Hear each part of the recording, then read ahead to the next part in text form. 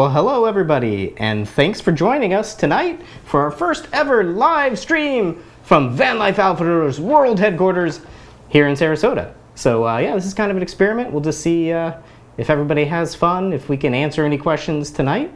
So we encourage you to drop your questions or your disparaging comments into the comment bar, and we'll see if we can answer it. I believe... Who are you?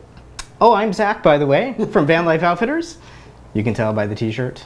This is my colleague Mike, also on our tech support team from Vanlife Outfitters, and of course Josh on the other side. Let's dive in, guys. Let's see, looks like we do have...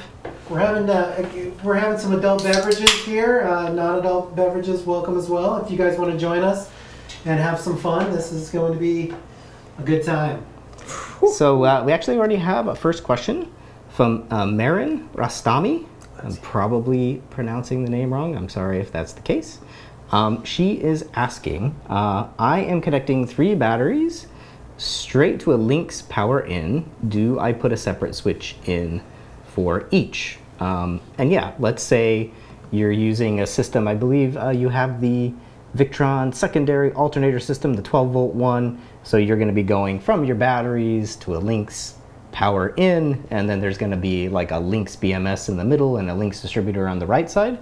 So yeah, a lot of installers would put a battery switch there in that location between the batteries and the Lynx power in, but you don't necessarily need it. That would be to be able to switch off each battery in your bank independently for testing or for whatever reason you need to.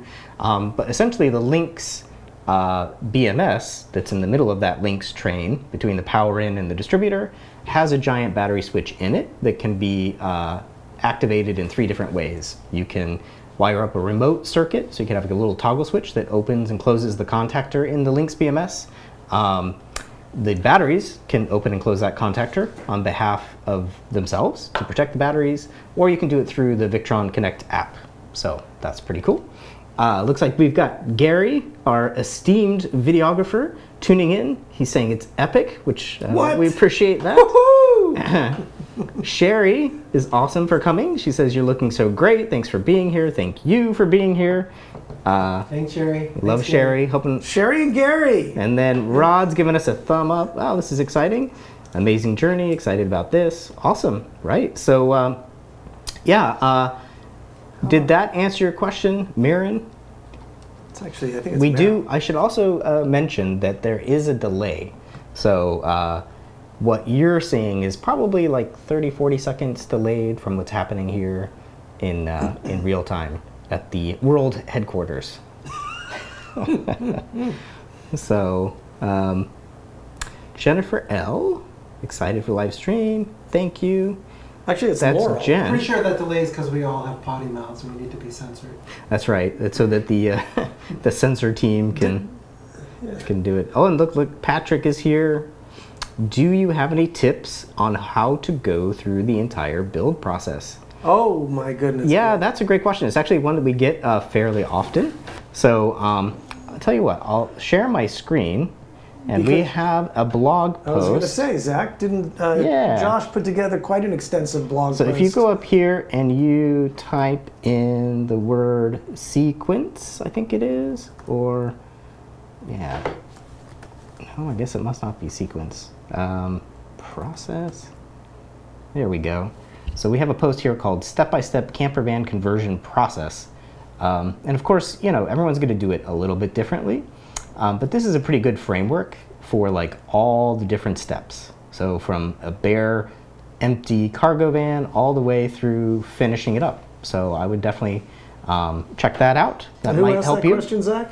That came from Patrick. Hey, Patrick, what kind of van do you have? Maybe. Tiffany says, hey guys. Hey Tiffany, what's up? All right, and we have another question from Tiffany. Hey, Patrick. From Jess. Hey, Jess. Why buy from us What? versus Amazon? Ooh, Oh, dang, that's a good question. Mike, why don't you take this one? well, there's a number of reasons why we would sort of suggest that you would buy from us. First and foremost, we're just 3 really great guys. But on a more serious note, customer service, pricing, tech support. We sort of pride ourselves on being able to offer top-notch quality customer service pre-purchase, post-purchase. So you're trying to figure out a particular item, whether you go with this heater or that heater, this battery or that battery.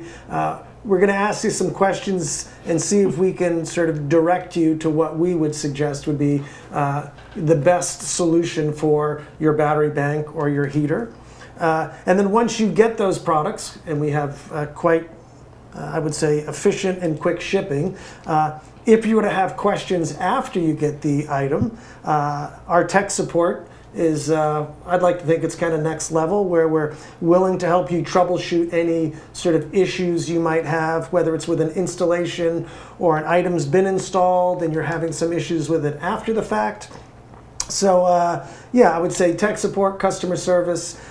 We've certainly run into a number of customers that have purchased items from Amazon, and they end up asking Alexa these questions, and they don't get the answers that they ultimately need.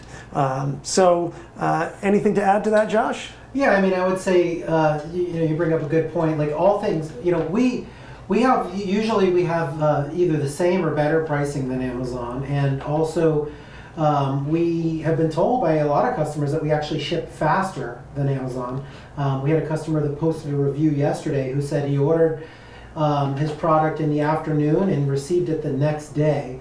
So I guess all things being equal, you're going to want that extra technical support that Amazon just can't give you. For certain items like toothpaste and toilet paper and stuff like that, I understand the appeal of Amazon, but for highly technical products where you're probably going to need help at some point during that installation, the best option is Vanlife Outfitters, when you consider the price is probably going to be the same and getting it is going to be just as fast. So you might as well, because at the end of the day, you're not going to be able to call up Jeff Bezos and ask him how to hook up your Multiplus or your DC to DC charger, but you can call us. So I think that is the primary reason to buy from us than Amazon.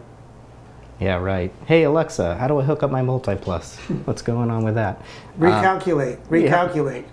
All right, we got some more questions rolling in. So Rod asks, I bought my Victron system and my RTX 2000 from you guys. Great service. I want to test the RTX before I do the installation, but I don't have an extra battery. Can I hook it up to my SUV battery? Yes, you can. Even if the vehicle is not running, you can run the RTX 2000 off your vehicle battery for, like a number of minutes, certainly long enough to test it. You'll notice on the RTX 2000 wiring harness, there's like a big fat heavy gauge red cable for the DC positive power to supply power to the AC, but then there's another one which is a tiny little red wire. That's actually a voltage sensing wire, and if you hook up both, then the voltage sensing wire will actually cut off the AC before it's in a territory that might actually destroy your battery. So that's a good way to test, just use any vehicle battery. Yeah, and it has a built-in fuse, so you're not going to do anything. Yep. Sherry asks another kind of air conditioning question. Do you use air conditioners that can also function as a heat pump to take the chill out of the van? Pros and cons. You want to take that one? Yeah, no, we do. The only one that we do have that has a heat pump is not a 12-volt air conditioner. It's a 120-volt air conditioner. That would be the Fresh Jet. There's new technology coming out every day. It's just not really available on any 12-volt air conditioners right now. And also, I think that it's better to heat your van using the fuel in your fuel tank. It's probably dipping into your battery bank to heat your van is not going to be the most efficient use of your battery bank. So you have your gas or your diesel or whatever fuel that your van is running on. That's probably going to be the best way to heat up the inside of your van. Nice. Okay. And I do think that, Dometic has announced that they're going to be releasing a 48-volt DC air conditioner, and that one is going to have a heat pump in it. So it hasn't been released, but it is something that's going to be coming out. But none of their Breaking news. Breaking news. Well, I don't know if I broke it, but Phil you Little- broke it. Phil I didn't break Little it. Okay, what else we got? Lorraine, hey, I'm super new to van life. Just bought a ready-to-go Thor scope, so I'm kind of intimidated by real Vanlife Outfitters. But I dislike some of the things like the Lagoon table. Oh. Can cookie cutter vans benefit from our store? Certainly. Yeah, definitely. We get a lot of people that call in that have bought a van that's already been converted, whether it's the Thor or a Revel, and they don't particularly care for some of the components or finishes in the van. Actually, Lagoon tables are a top seller for us in terms of people wanting a table. Maybe it's the location where the table is, which could be easily changed by removing the sort of mounting plate. But yeah, most any of the things that you're going to find in a pre-done or a van, you could certainly switch out for something different, something nicer, different color, different style. And we've got a guy right next door, Luber of Lubercraft. He does some wonderful conversions, and a lot of things he does is actually what you asked for, retrofitting a van that somebody's purchased and they want a different layout, they want a different setup, and it seems to work out real well. I'm curious if you could put in the comments, like what about the Lagoon table don't you like? It also might be a knockoff. I have seen in some of the RV shows that sometimes like a company like a Thor might cut corners by putting in kind of like a knockoff Lagoon, and those don't necessarily work as well. I agree. Yeah, we got one from China like to test and see what the differences were, and although it looks almost identical, very similar, the finish is different, and the actual components of it are not as well made. And we decided that the Chinese one was pretty inferior to the Lagoon. So that might be why you don't like it, is because it's not an actual Lagoon. And we recently had a customer call and say, where do you source your Lagoon tables from? So we're directly from the source. So there may be a quality difference or a performance difference if it's not an authentic Lagoon table mount. And she says it's so heavy.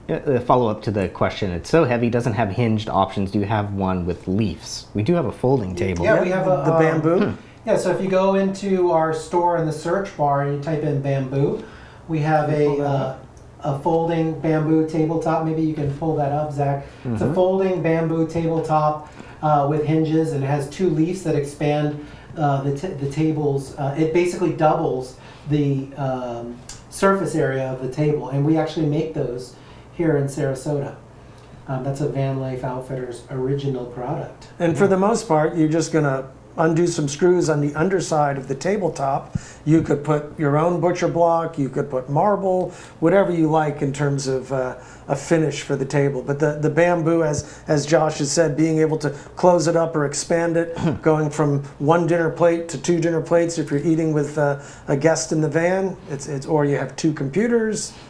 It's nice to have a slightly larger table in some instances and to be able to break it down in others. Yeah, let us know in the comment. Is that the type of tabletop that you were looking for with the leaves? Yeah, she says, oh, that would be perfect, lighter weight too. Awesome. Sold. Cool. Yeah, I actually Hey, have we're that. helping. I think Zach put it in his van, and I have it in my van. We were testing it after we created them, and they're working out great. And actually, everybody that comes into the van, that's one of the first things that they notice, how good looking it is. So. Okay. Please turn Josh's mic up, says Gary. Yeah, we have a technical problem. Yeah, we're having with it. technical difficulties, but I will try to talk louder. Yeah. Okay, and then we have another kind of follow-up question here about air conditioning. What are the advantages of a soft start component to your AC? My electrical components are 900 amps of lithium batteries, a 3,000 watt inverter, a microwave, and a TV. Yeah, so a soft start is something that you don't need if you're using the modern DC air conditioners, because those air conditioners have a variable speed compressor. So instead of like kicking on and drawing a ton of energy at the beginning of their load cycle, they actually ramp up, and you can see that the current draw ramps up nice and slowly. So if you have a more traditional 120 volt AC, rooftop AC that's going to run off shore power, those can be supplied with a soft start so that if there's a surge of power needed to start that motor or that compressor, it can actually even that out a little bit for you. But if you have, one of the air conditioners that we sell, which is, 12 volt, 24 volt, or 48 volt DC, you don't need that at all, actually. And did he say he had a 900 amp hour battery bank? Did he say Very that? nice, very nice. Yes, 900 amp lithium battery. Yeah. It's a great size. I mean, we suggest a minimum of a 400 amp hour battery bank. A lot of these 12 volt air conditioners are pulling between 22 and 50 amps depending on the mode, whether it's eco or you're just wanting to bring the cool down as quick as you can. So imagine 50 amps being drawn from your battery bank for a couple of hours. There's 100 amps from your battery bank. So if you want to be off grid for 3 or 4 nights, a larger battery bank and a more efficient air conditioner is going to prove very valuable for you to enjoy those hot nights, whether it's in Florida, Arizona, wherever you're traveling, where you're going to need an air conditioner to begin with. Yeah, sweet. Okay, so we got another question here from Pete Vargas. He says, I don't want to charge my 300 amp hour lithium battery bank with my alternator every time I run the vehicle. I have a 30 amp inline reset circuit breaker at the starter battery going to the Victron charger that I want to turn on the switch when I use the alternator. Is that what the little green jumper plug is for in the Orions? Can I run Orions without the green jumper plug? What are the consequences of this, if anything? I've heard stories of the DC to DC charger draining the starting battery by leaving the charger always on. Okay. Well, that's kind of a couple of questions. So we'll start with what that little green plug is on the bottom of Orion. You might even have one back there. No, I don't think so. Anyway, it's called the remote terminal, and by default it has just a little jumper in the pins. And so the Orion DC to DC chargers can be activated 2 different ways. So the first way is what they call engine shutdown detection, which actually kind of sounds scary. But what it is it's just paying attention to the input voltage coming onto the input side of the Orion.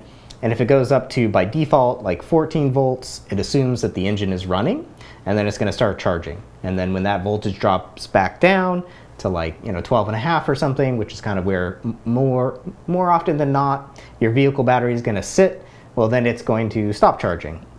You can disable that feature and actually use the remote instead. And so you can either, what most people are going to do is take a toggle switch and they're going to wire it up to the remote terminals, which is that green plug on the bottom of the Orion. And now you can just flip a switch to turn the Orion on or off or on or off. So that's more likely a scenario where if you disabled engine shutdown detection, the automatic way of doing it, and then you wired in a toggle switch, and you are using the toggle switch to turn on and off the charging, you might accidentally leave that switch in the on position. And that could obviously create a problem with your starter battery getting discharged or something like that. And then the other thing you can do with the Orions is, since they can be controlled through Bluetooth with Victron Connect, you can actually just turn the charging on or off from the app. So you can go into Victron Connect, connect up to your Orion, and turn charging on and off. Can you do anything different with the XS50? Is that the XS? So the new Orion, which is the 50 amp XS, has all the same features. It connects to your servo? But it also connects to your Servo GX, so it can kind of be controlled in a more fancy way through something called DVCC. The new one also allows you to throttle up or down the charging current. So you don't have to charge at 50 amps. You could put it at like 27 amps or whatever you want to do. But yeah. Would you say the easiest way to just turn it off would be through the Victron Connect app? Yeah. I mean, personally, I think most people are best off using the default, which is engine shutdown detection. Because this way, it's pretty much automatic. You turn the vehicle on, it's going to start charging. You turn it off, it's going to stop charging. And then, if you said, like I think the beginning of the question was, I don't always want to charge the battery when I'm driving. Right. Well, then, yeah, you could just pull up the app and disable charging through the app. Or if you wanted to, you could wire up that toggle switch to the remote terminals. All going to accomplish pretty much the same thing. So let's see what else we got. So ProMaster Super High Roof Van asks, on your second alternator diagram, you use 4 AWG cable between the distributor and the inverter, but the fuse for that block or that circuit is 400 amps. How can you protect that 4 gauge cable that's only rated for 320 amps? So that's all it might take that. Yeah, one. well, when I look at the diagram, that cable side is actually 4/0 as opposed to 4 gauge. So where you're going from sort of this size to this size. So that would remedy that issue by just sort of zooming in a little more to see the actual wire cable size. We've had that question a couple of times. There's so much density on these example wiring diagrams. You really do, like Mike said, have to like zoom in. But if you zoom in closely, either we have a mistake, but I think we were just looking at it, but it should say 4/0 cable, like 4/0 rather than 4 gauge, which can definitely take the 400 amps of current. So we've got Gary asking a question now.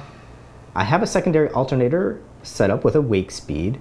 I was told not to turn off my large red power system knob while the wake speed is running. Can you tell me the reason why? Yeah, definitely you want to avoid load dumps.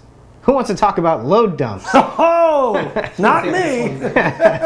Me Zach, again? take it away. So I'm trying to like run the cameras here and do everything. Let's see if I can pull my camera shot up. Oh yeah, look at that. Okay, so what is a load dump first of all? So let's say you're charging from a secondary alternator, or any alternator, but we'll go with secondary alternator, and it's producing a ton of current because that's what it's good for and it's awesome. But if you were to turn the big red battery switch off in your system, you're going to create what's called a load dump or a uncontrolled disconnect. So why that's bad is because that current doesn't have anywhere to go, and it turns into kind of a ridiculously big voltage spike, which is bad because voltage. That? Yeah. So yes, they call that the magic smoke that comes out of things when they get too high a voltage. What's that smell? And going back to the secondary alternator power system example wiring diagram, you'll notice that where the output from the alternator connects to the Lynx distributor, that's the same place that we power the wake speed, which is driving the alternator. So if that fuse were to blow, it's going to obviously create a disconnect between the alternator and the system because the batteries are no longer in the picture. But at that same time, it's going to remove the power from the wake speed such that it can't drive. It won't have any power to drive the alternator any longer. So that's like some kind of intentional things that we do around preventing bad things happening in secondary alternator systems. Also, in that system, we highly recommend so-called smart batteries, which are batteries that have communication between the BMS and the batteries and the rest of the system. And in that way, if the batteries are distressed and they're going to disconnect themselves rather than the big battery switch being flipped, they can communicate with the wake speed before that happens and prevent that nasty load dump. So we do not. So hopefully that answers your question. You can see why we call Zach the professor. And the glasses too.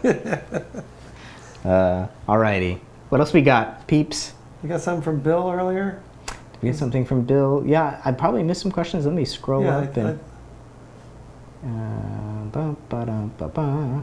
There was a question about Windows. Yeah, I think Bill had a question about Windows. That one actually, I don't see that any longer. All right, well.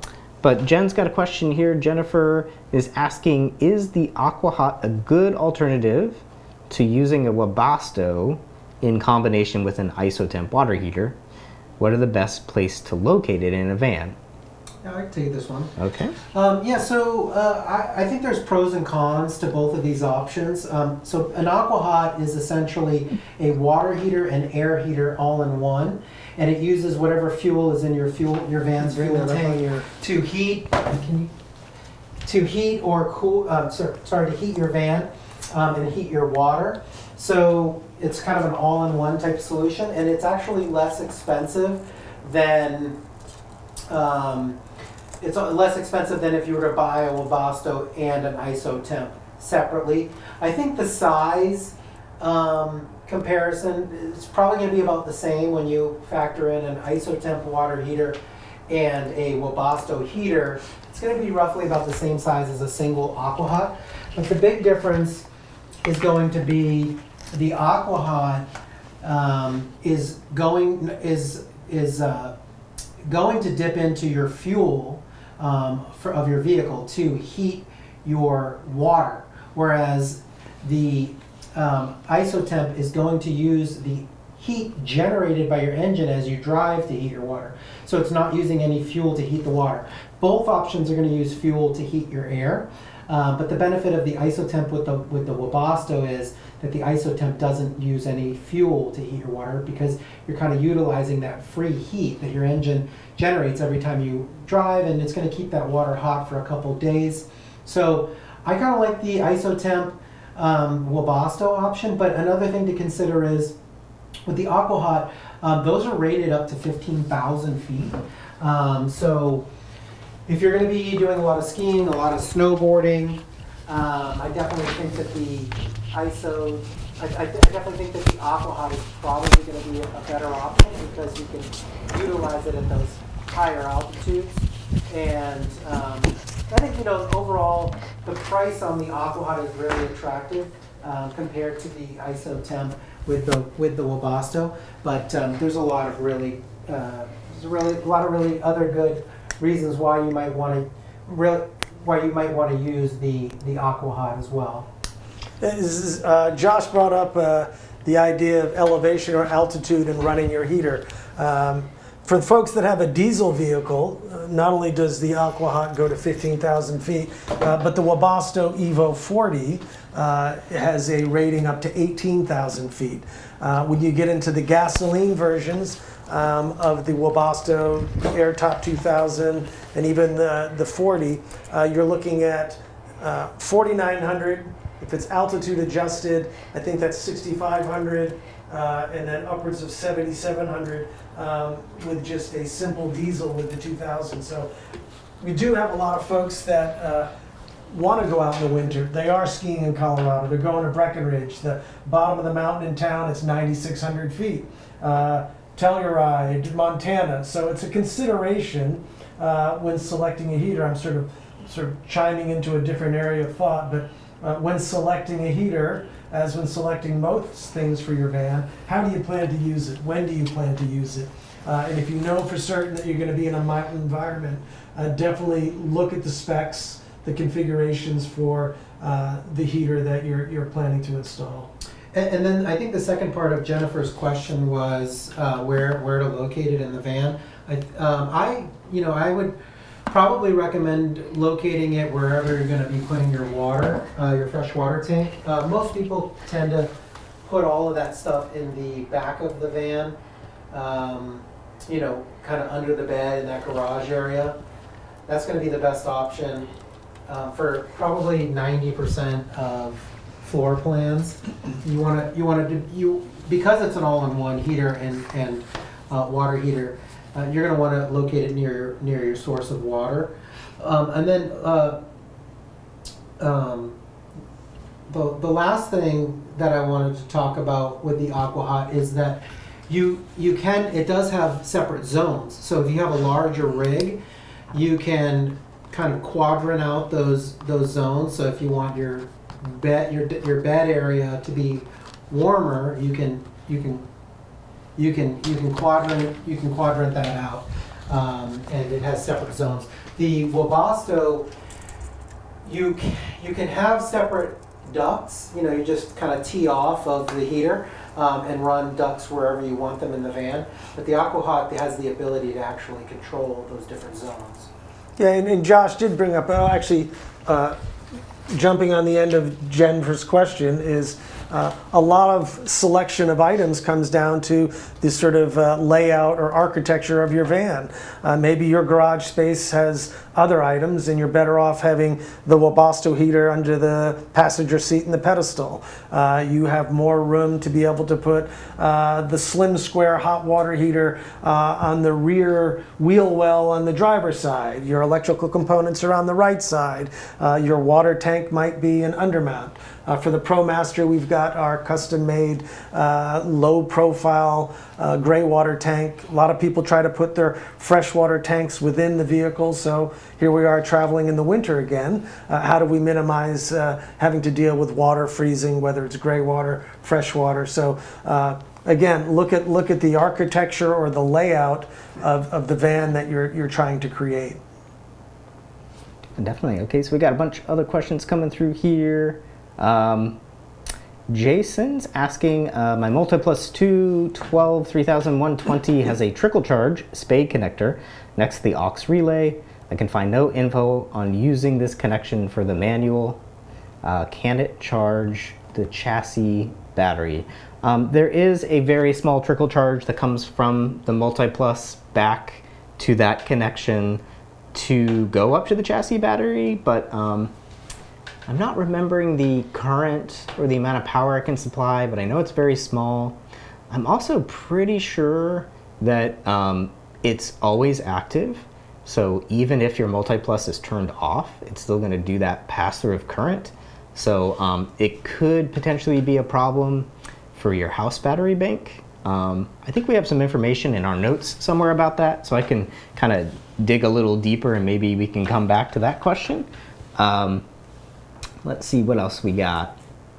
People are really taking advantage of the Victron expertise at this table. Yeah. You know, this is a really great opportunity for people to be able to ask these kind of questions to, you know, one of the foremost Victron experts in the country. So this is really neat to be able to do this. Yeah. Okay, so we've got another one. We've got your, we have your secondary alternator kit. Our mechanic is asking to install a DC breaker. I do not see one of those on the diagram.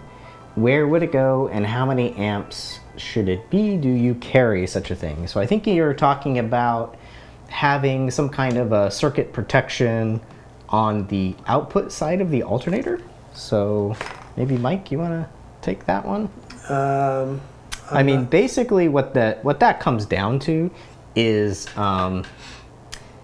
so going back to the kind of load disconnect or load dump or uncontrolled disconnect thing we were talking about earlier, you do want circuit protection on that circuit, but it's unusual that it's at the end of the circuit. So if you follow the B+ wire that comes off the Nation's alternator, and it's heavy-duty 4-aught cable, it's going to go all the way up to where your power system is, or back to where your power system is, to the Lynx distributor, and there's going to be a 300 amp fuse in the Lynx distributor at that position, and that's your circuit protection for that.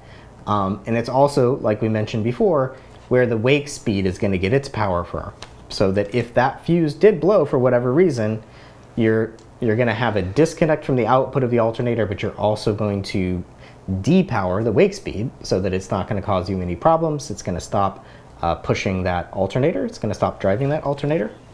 So that's, hopefully that answers your question. And then Jason's back, who asked the question about trickle charging. So better choice over a trickle charger output is an Orion. I did not find instructions in configuring Orion to source from the lithium batteries or the house batteries back to the chassis. Yeah, yeah, you could use an Orion to go kind of like that direction back to charge from the house battery to the chassis battery. So then it becomes a question of like, how is that Orion that's kind of working in reverse of the normal scenario going to turn itself on or off? So we were talking about engine shutdown detection before, where it's looking at the input voltage and deciding whether it should be charging or not charging based on that. That probably wouldn't work so well, but you could try to adjust the settings so that it was going to start charging, you know, at different than the standard. But normally the input voltage is going up because you're charging from the chassis battery to the house battery, and the alternator is going.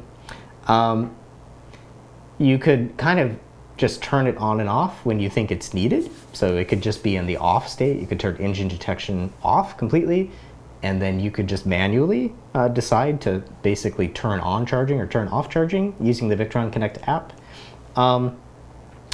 If you haven't already purchased this gear, you might want to take a look at the Sterling DC to DC chargers.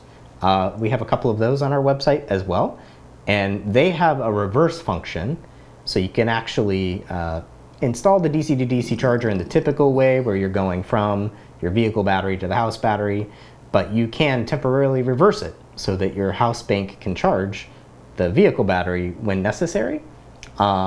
But yeah, I think if you wanted a substantial charge, the trickle charge from the MultiPlus isn't going to do much for you. Has its own kind of problems. A small Orion would probably be a good choice, and then you could just manually turn it on and off when you need it. Something along those lines.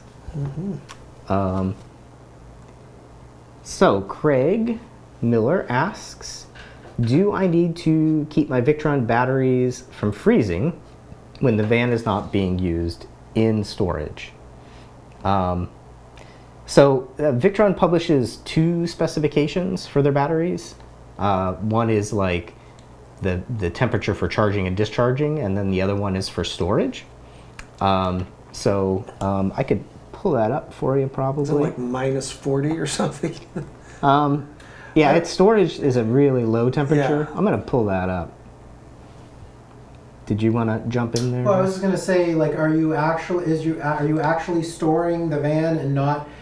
Are you actually storing the van and actually not keeping it on a maintenance type charger, or or is it like you're actually not connected to any type of you're not connected to any 12-volt charger or shore power or anything? And have your loads been disconnected as well? Right. Yeah. And so, yeah, here, let's jump over to the computer screen, and you can see that for those Victron Smart batteries, you can discharge down to like -4 Fahrenheit. You can charge only down to 41 degrees Fahrenheit, but the storage temperature is rated up to 49 degrees, -49 degrees Fahrenheit. So I think you're probably good for storage. And, as you can see there, you just need to be more concerned about temperature when you're actually charging or discharging the battery. Yeah, so make sure that you don't have any loads connected, and make sure that you're not plugged into any 12-volt charger or shore power or anything. Right. Okay, let's see. What awning is best for a roof rack, and do you sell them? Matter of fact, we do. We sell awnings by Fiamma. And on our product page at vanlifeoutfitters.com, the Fiamma F45S awning is suitable for both wall or roof rack mounted. That particular awning is manual to open, legs drop down, so a really nice awning.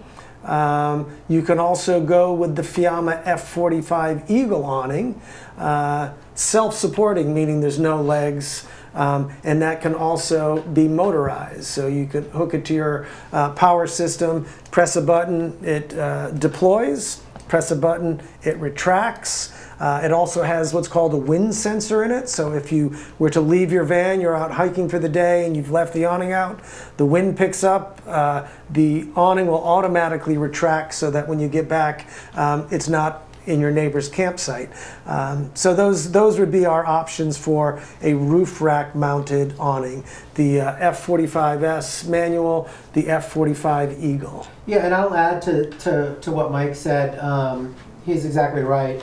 The F45 Eagle is going to be probably too long for most van applications, but there are some vans like an extended Sprinter where extended 170 Sprinter where it may be good, but all the rest of the vans it probably might be too long. The F45S does come with an optional motor, so you could add a motor to that, but you still would need to deploy the legs.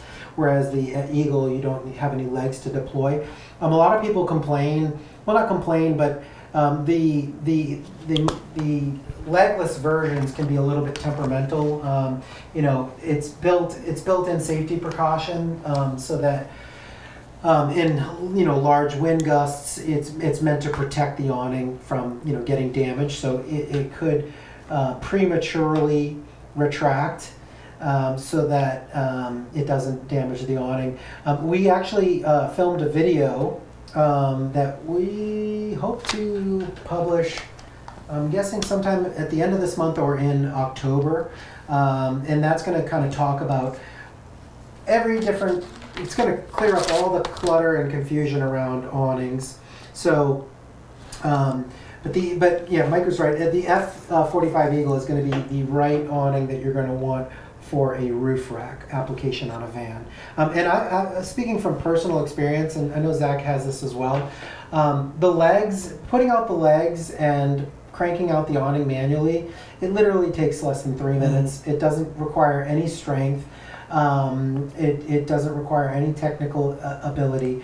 So I really, while we would love to sell you a motor and we would love to sell you an Eagle awning that is very, very expensive, for most people, I would say 90% of camper van owners, ones that either have a roof rack or want to put on a roof rack, the F45S non-motorized is going to be fine.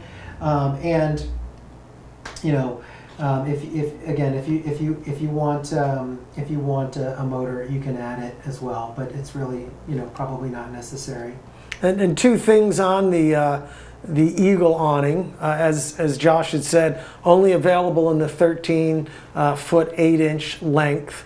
In terms of the wind sensor, there is an option. It requires a little bit of disassembly to be able to adjust the sensitivity for that wind sensor. I had a customer call recently and they said there's barely a breeze and our awning gets retracted, and so it requires sort of going into the motor area, turning that little sensor knob a little, and it becomes less sensitive. And one other, I did have one customer call. The customer was, I think they call it height challenged, so they're a little on the shorter side. And with the extension pole, they had like a super high top van, and the person was having a little trouble getting the eyelet, the little hook into the eyelet to retract, to deploy the awning. Other than that, as Josh said, hook it in, boom, boom, boom, it's open, drop the legs, and then you have the option, you can mount the legs on the ground, directly perpendicular underneath your awning, or some people actually mount some pieces on their van so the legs are at a diagonal, diving into the side of the van as opposed to being directly on the ground. Yeah, it actually comes with those mounts that you can mount it to the side of your van. I actually have it mounted that way, and I think Zach does as well. I do not. It keeps the legs out of the way, and it's a little bit more stable. They do have an optional ground stake kit, but if you connect it to the side of your van, it's not going to go anywhere. I will say also that the new ProMaster Super High Roof, you can mount the F45S to that side of that vehicle, and you can mount the F45S to the side of a Ford Transit high roof. So you don't need a roof rack, but so you could theoretically mount it to the side of your van if you have one of those two vans. And also the cool thing about the F45S is there's a lot of different options that it comes with. You can get an optional light kit, you can get a privacy room, you can get a screen enclosure that just kind of adds a little bit of extra square footage to your living space. You probably aren't going to want to set one of those rooms up unless you're going to be camped at a particular campsite for like anything less than a week. But they're really cool.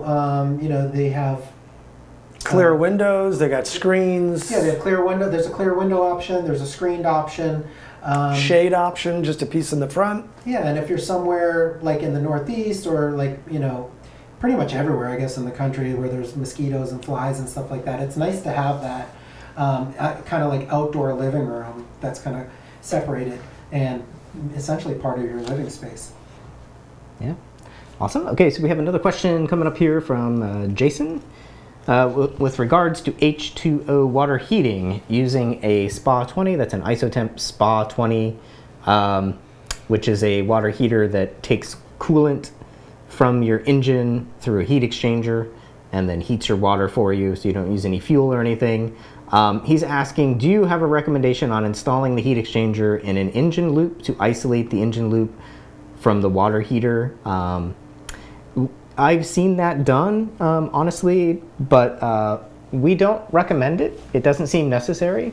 It definitely adds some extra points of failure, some extra work, and we've had our own personal vans for many, many years, going directly from the heater core of the engine through the isotemp loop without an additional heat exchanger.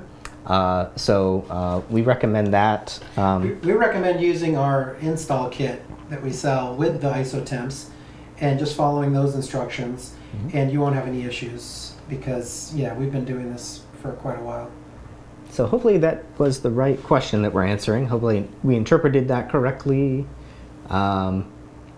Let's see then. Lorraine is asking, when ordering a sliding glass window to upgrade my van, can you recommend a reputable installer? I'm in LA and I need to find a shop for other van upgrades and installs too. My suggestion would be a simple, quick Google search, van conversion companies near me. I'd actually just go onto our website and our directory. Go to the builder directory, and you can search by state. There's a filter there where you can just put in CA. I'm guessing LA meaning. I think it's Los Angeles, yeah. Not Louisiana. Yeah. So I would just recommend going to our builder directory. Zach, maybe you can pull that up on the screen share. Yeah, sure. We can show her how to do that. So you just go to directory up there, and then there's an area, you could click on builders, and then you would click on filter by state, Service the filters, and then you put in CA. You could do services as well, but I think builders would be the best way to do that. If you want, and then there you have a list of all the builders in California, and you could search by ones in Los Angeles. If you want to email me or Mike, Josh at Vanlife Outfitters, or Mike at Vanlife Outfitters, we may have firsthand experience working with builders. Does Rob do that? In Los Angeles, yeah. We have one of our actually tech support associates. He's based out of LA. Yep. I think he's in Gardena, and he might be able to help you out there. So just email Josh at Vanlife Outfitters or Mike at Vanlife Outfitters, and we can give you his information. Contact information, yeah. Awesome. Let's see. Looks like we have, going back, I think we probably missed a couple questions up here, so I'm scrolling back. Yeah. I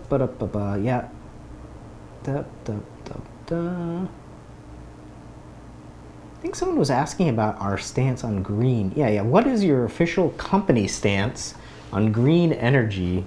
My partner and I are particularly interested in windmills and possibly putting one behind us. And it goes on to say, do you have any that you can recommend? Shine seems to make some nice units. We have an Airstream Atlas touring coach, if it matters.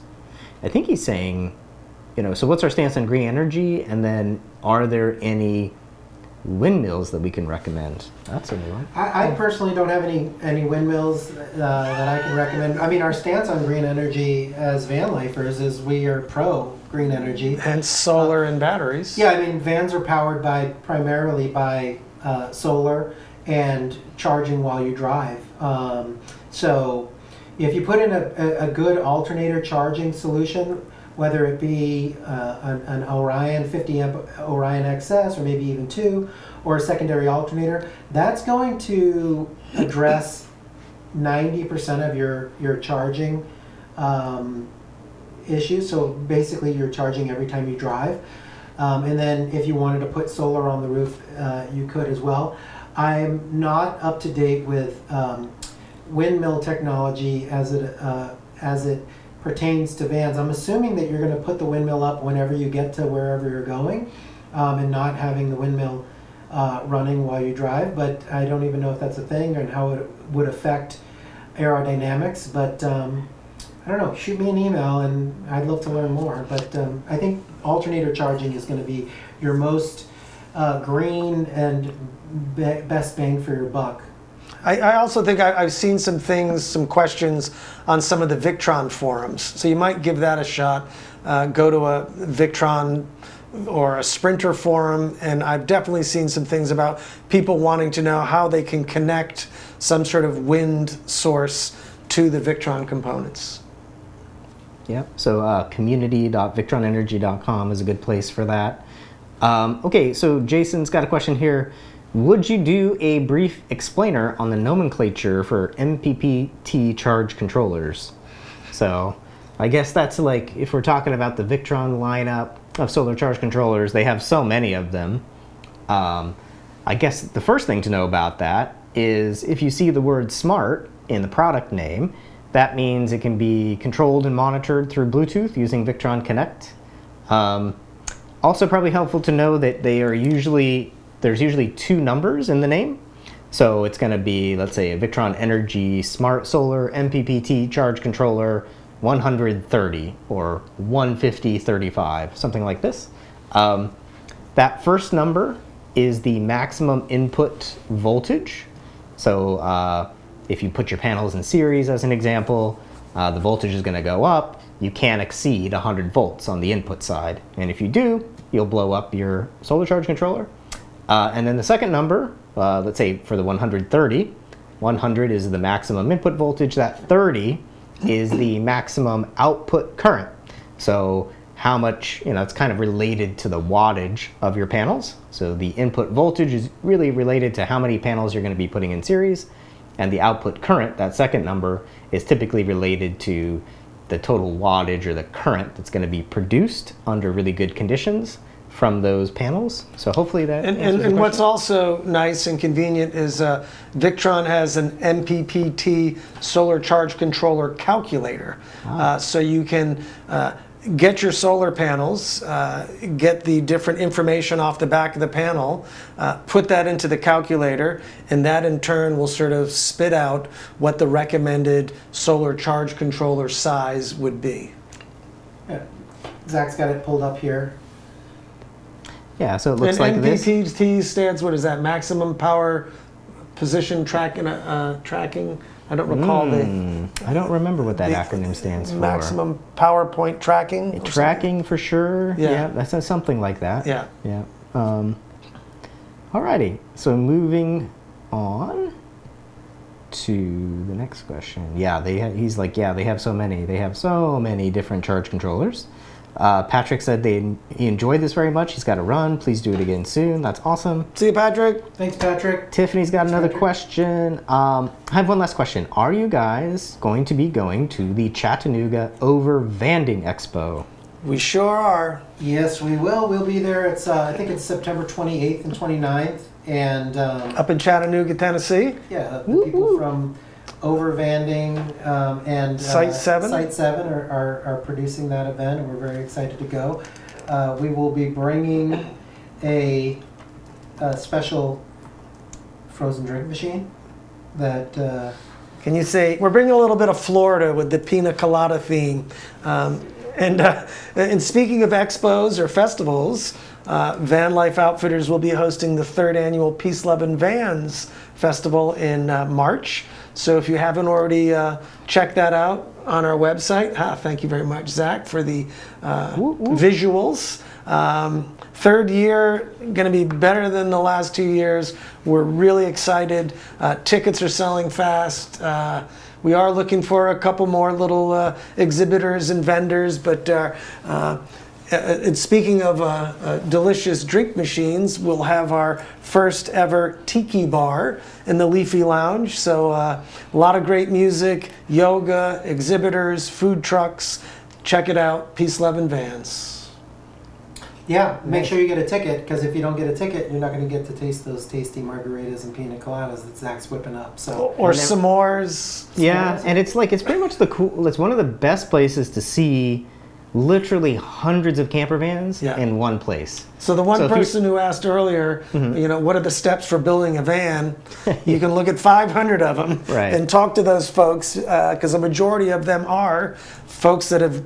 I'm not a carpenter. I just wanted to build a van, and I watched a bunch of YouTube videos, and look what I've created. Yeah, this is definitely the largest camper van gathering east of the Rocky Mountains. So if you live on the East Coast, or even if you will live on the West Coast, and you want to see, I think we have over 500.